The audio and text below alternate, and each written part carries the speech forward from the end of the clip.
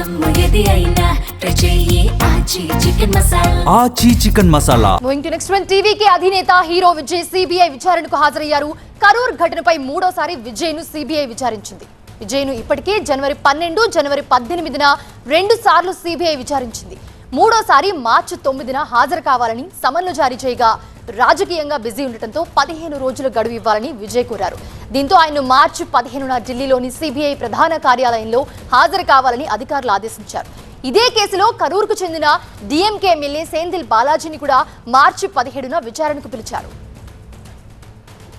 ఇప్పటికే CBI TVK పార్టీకి చెందిన పలువురు కీలక నేతలను కూడా విచారించింది.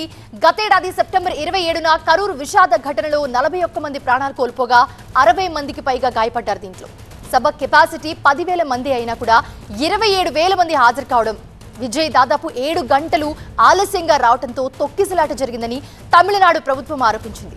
దీనిపై స్వతంత్ర దర్యాప్తు జరపాలని టీవీకేనే పిటిషన్ వేయడంతో సుప్రీంకోర్టు ఆదేశాలతో సిబిఐ విచారణ చేపట్టింది.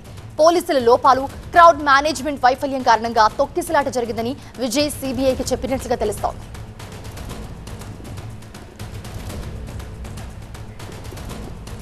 ఇదే అంశానికి సంబంధించి మరిన్ని అప్డేట్స్ అందించడానికి మా ప్రతినిధి మురళి ఉన్నారు. మురళి, టీవీకి అధినేత హీరో విజయ్ సిబిఐ విచారణకు హాజరయ్యారు. అప్డేట్స్ ఏంటి?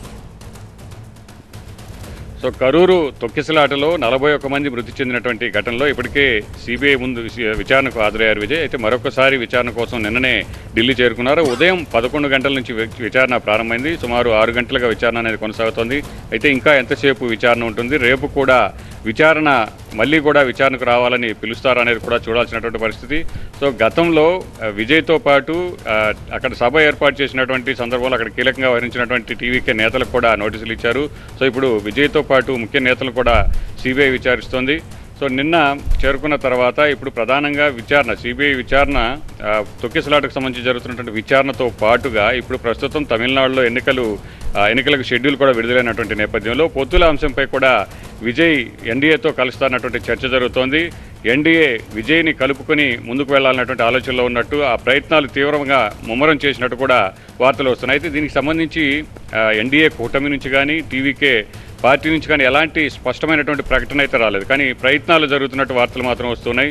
సో ప్రస్తుతం విచారణ కోసం ఢిల్లీ వెళ్ళినా కూడా అక్కడ ఈ పొత్తులకు సంబంధించినటువంటి అంశాలపై కూడా చర్చ జరిగేటువంటి అవకాశం ఉందన్నటువంటి చర్చ తమిళనాడులో జరుగుతోంది. సో ఈ అంశం కోసమే మరొక రోజు కూడా ఢిల్లీలోనే ఉండి ఆ పొత్తుల అంశం గురించి కూడా మాట్లాడుకుని వచ్చేటువంటి అవకాశం ఉందన్న వార్తలు వస్తున్నాయి. మరోవైపు విజయ్ పార్టీలోనే 2 వాదనలు వినబడుతూ ఉన్నాయి. పొత్తుకు ఖచ్చితంగా కూడా వెళ్ళేటువంటి అవకాశం లేదు, సో ఒంటరిగానే వెళ్తామని కొంతమంది నేతలు చెబుతుంటే మరికొంతమంది మాత్రం పొత్తుకు వెళ్లడమే మంచిదన్నటువంటి అభిప్రాయాన్ని కూడా వ్యక్తం చేస్తున్నారు. 2 రోజుల క్రితం పార్టీలో కీలకంగా ఉన్నటువంటి బుస్సీ ఆనంద్ నేతృత్వంలో ఒక వీడియో కాన్ఫరెన్స్ ద్వారా ముఖ్యమైనటువంటి జిల్లా అధ్యక్షులందరితో కూడా సమావేశం జరిగింది. ఈ సమావేశంలో విజయ్ టీవీకే పార్టీ బీజేపీతో కలిసి ముందుకు వెళ్లడం మంచిదన్నటువంటి అభిప్రాయాన్ని మెజారిటీ సభ్యులు వ్యక్తం చేశారు. కొంతమంది అయితే దీన్ని వ్యతిరేకించారు. వ్యతిరేకించినటువంటి సభ్యుల సంఖ్య చాలా తక్కువగా ఉంది.